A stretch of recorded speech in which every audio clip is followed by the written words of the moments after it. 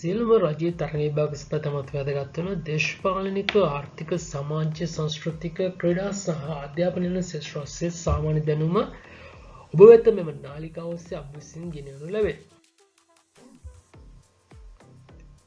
ඉතින් ඔබ තවමත් අපේ YouTube නාලිකාව subscribe කරලා නැත්නම් අදම subscribe කරන්න, like කරන්න, වගේම යාළුවන්ට බලන්න පුළුවන් වෙන share කරන්න. EduHub ශ්‍රී ලංකා YouTube නාලිකාව. අද මම ඔයාලා වෙනුවෙන් මේ වීඩියෝ එකෙන් ප්‍රශ්න 30ක් සහ ඒවට දාලා පිළිතුරු ලබා දෙනවා. ඒ වගේම ප්‍රශ්න ඉදිරිපත් කළ ඔයාලට මුතප්පර භාග කාලයක් ලබා දෙනවා නිවැරදි පිළිතුර ඔබට තීරණය කිරීමට. ඒ නිසා වීඩියෝ එක අවසානයේ ඔබගේ නිවැරදි පිළිතුරු ගණන කමෙන්ට් එකක් දාලා යන්න අමතක කරන්න එපා. අපි යමු වීඩියෝ එක බලන්න.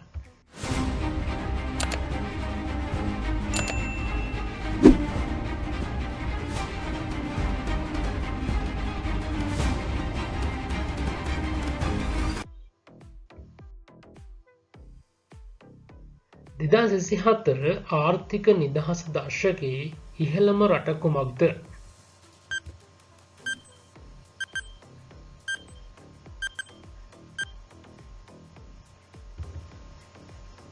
සිංගප්පූරුව. දෙදාසිහතර ආර්ථික නිදහස් දර්ශකයේ ශ්‍රී ලංකාවට හිමි වූ ස්ථානය කීයද?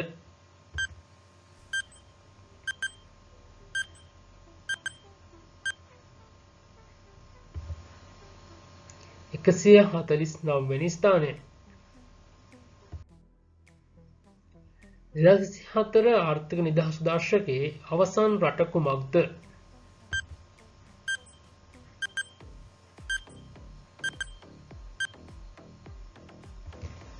අවසන් රට බවට පත්වන උතුරු කොරියාව.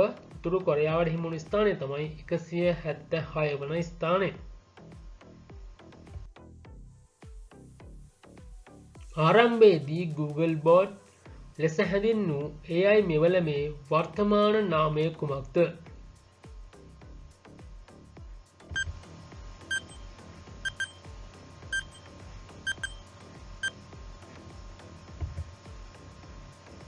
Gemini.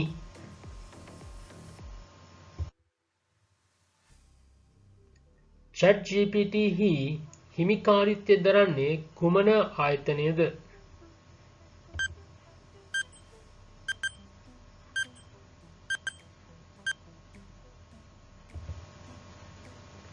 Open AI ආයතනය. දේශබන්දු තෙන්නකෝන් මහතා ශ්‍රී ලංකාවේ කීවැනි පොලිස්පතිවරයාද?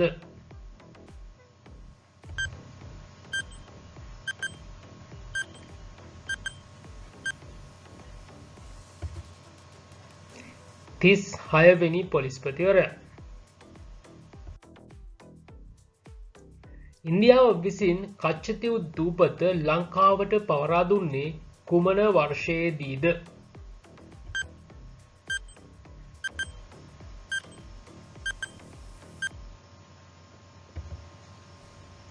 එදදාස් 1974 වර්ෂයේ ජූනි මාස 26 වෙනි දින තමයි කච්චතීව් දූපත ශ්‍රී ලංකාවට පවරා දෙනු ලැබුවේ.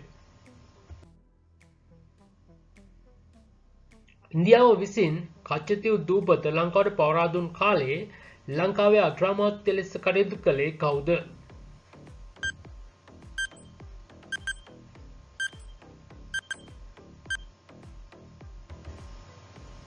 සිරිමාවෝ බණ්ඩාරනායක මහත්මිය.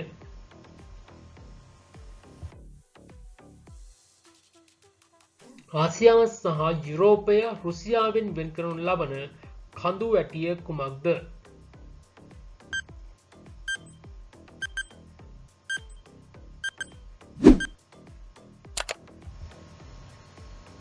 යූරල් කඳු වැටිය. එතන මෙතෙන්දී පොඩි පැහැදිලි කිරීමක් කියන්නේ ආසියාව සහ යුරෝපය කියන රුසියාව කියන රට ආසියාව සහ යුරෝපය කියන මහද්වීප දෙකටම අයිතිකම පිළිටන්නේ. එතකොට ආසියානු මහද්වීපයට කියන්නේ යුරෝපයෙන් 83% හිමිලා තියෙන ඒ භූමි ප්‍රමාණය.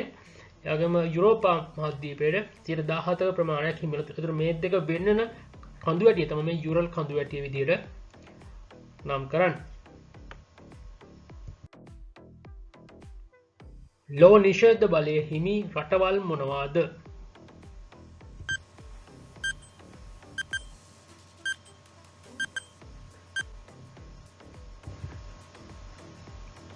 ඇමරිකාව, රුසියාව, චීනය, බ්‍රිතාන්‍ය සහ ප්‍රංශය කියන රටවල් පහක් තියෙනවා නිෂේධ බලය හිමි රටවල් විදියට.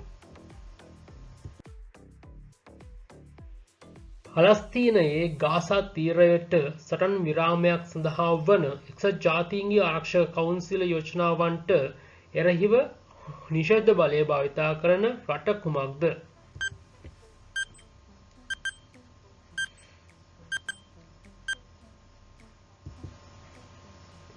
ඇමරිකා එක්සත් ජනපදය.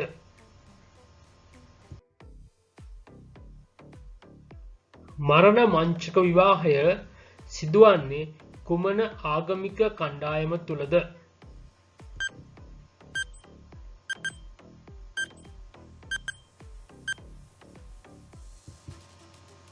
ක්‍රිස්තියානි.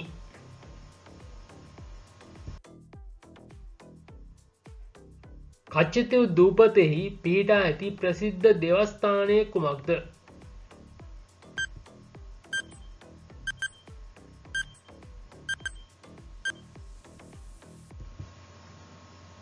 සාන්ත අන්තෝනි දේවස්ථානය.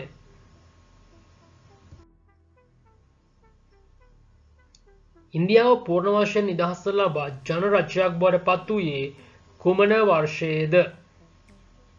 තම ඉන්දියාව නිදහස් ලබා ගැනීම සහ පූර්ණ වශයෙන් නිදහස් එහෙම නැත්නම් ජනරජයක් බවට පත්වීම කියන කාරණා දෙකම සමරනවා.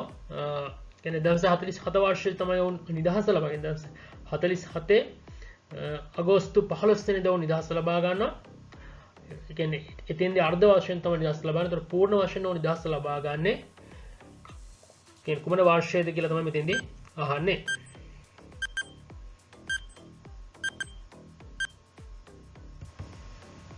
දෙවසේ 50 ජනවාරි 26 වෙනිදා තමයි ඔවුන් පූර්ණ වශයෙන් ජනරජයක් බවට පත් වෙන්නේ. ඔවුන් අපි දන්නවා සෑම වර්ෂයකම මේ ජනරජ දිනය සැමරනවා 1 ජනවාරි 26 වෙනිදාට. ශ්‍රී ලංකාව ජනරජයක් බවට පත් වූයේ කුමන වර්ෂයේද? එතකොට ශ්‍රී ලංකාවත් අර විදිහම තමයි වෙන්නේ. 1948 පෙබරවාරි 4 වෙනිදා නිදහස ලබා ගන්නවා. ඊට පස්සේ එතෙන්දී අර්ධ නිදහසක් තමයි ලැබෙන්නේ. ඒතර පූර්ණ නිදහසක් නැත්නම් ජනරජයක් බවට පත් වෙන ශ්‍රී ලංකාවත් පසු කාලයේදී ඒ වර්ෂය තමයි 1972 මැයි 22 වෙනි දින. මොකද ශ්‍රී ලංකාව ජනරජ දිනයක් වෙනම සැමරීමක් සිදු කරගෙන මොකද 1972 මැයි 22 දින තමයි ශ්‍රී ලංකාව ජනරජයක් බවට පත් වෙන්නේ.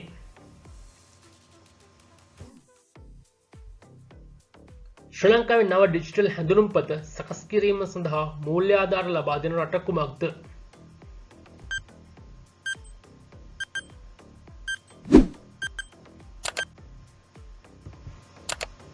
ඉන්දියාව.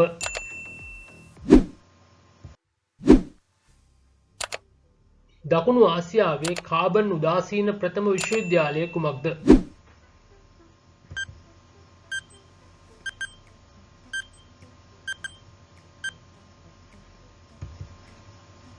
ශ්‍රී ජයවර්ධනපුර විශ්වවිද්‍යාලය.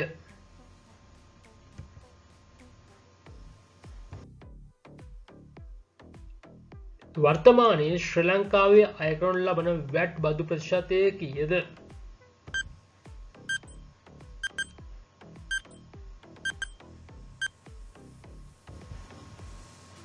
සියයට 18යි. ශ්‍රී ලංකාවේ පළමු රැම්සාර් තෙත්බීම වන්නේ කොහේද?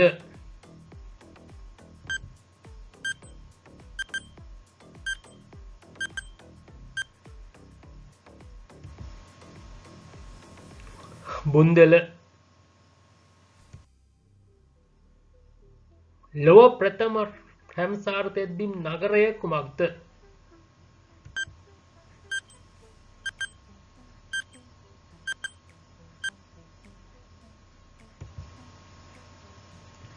කොළඹ නගරය.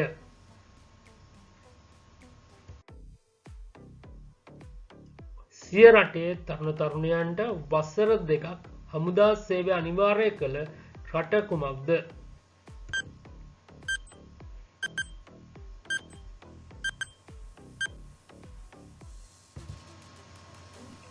මියන්මාරය.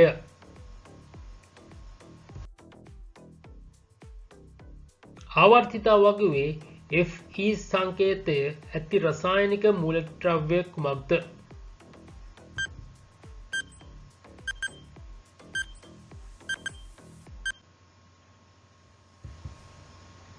යකඩ. නැත්නම් අයන් කියන එකත් අපිට ගන්න පුළුවන්.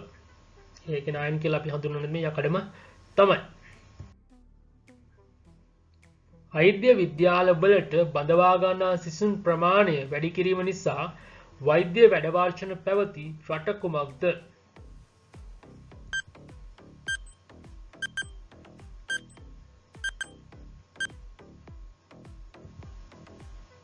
දකුණු කොරියාව.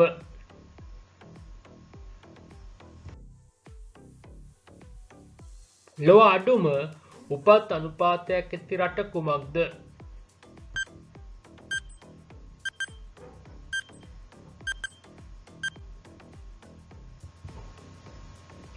දකුණු කොරියාව.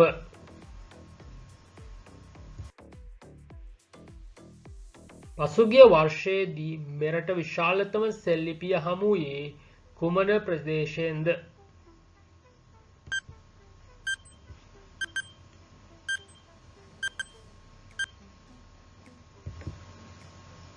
දිඹුලාගල ප්‍රදේශයෙන් තමයි මෙරට විශාලතම සෙල් ලිපිය හමු වුණේ. හුති කැරලිකරුවන් වැඩි වශයෙන් ව්‍යාප්ත වී ඇත්තේ කුමන රට ආශ්‍රිතවද?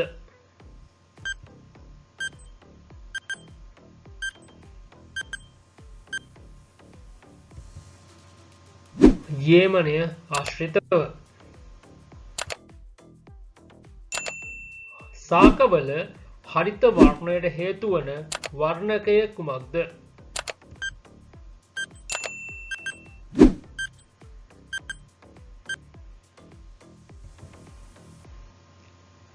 ක්ලොරොෆිල්. ශ්‍රී ලංකාවේ දුම්රිය සේවාවන් පිළිබඳව විමසිය හැකි කෙටි දුරකථන අංකය කුමක්ද?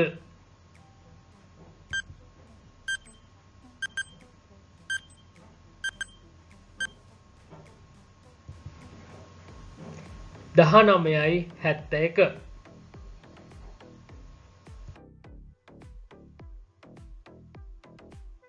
මොරටුව විශ්වවිද්‍යාලය ආරම්භ කළ වසර කුමක්ද?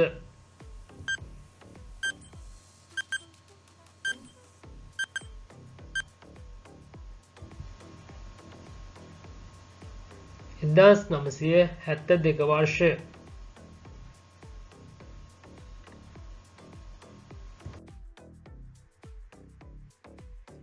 සාම විනිසුරු පත්වීමක් ලබා ගැනීම සඳහා තිබිය යුතු අවම අධ්‍යාපන සුදුසුකම කුමක්ද? මේක තමයි සංශෝධනයට ලක් වෙනවා. ඒ කියන්නේ කලින් තිබුණු සුදුසුකම සංශෝධනය වෙලා තමයි මේ නව සුදුසුකම ඉදිරිපත් වෙන්නේ.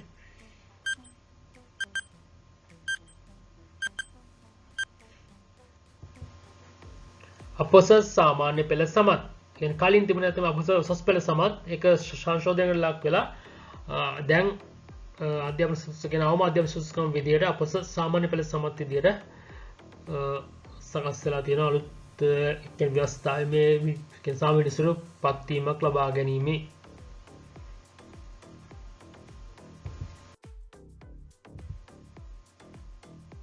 ඉදිරියේදී තවත් ඔබගේ දැනුම වර්ධනය නොදගත් වෙන මෙනි සාමාන්‍ය දිනින් වීඩියෝ එකක් අප්ලෝඩ් කරපු ගමන් බලා ගන්න. අනිවාර්යයෙන්ම channel එක subscribe කරලා bell icon එකත් click කරලාම තියාගන්න.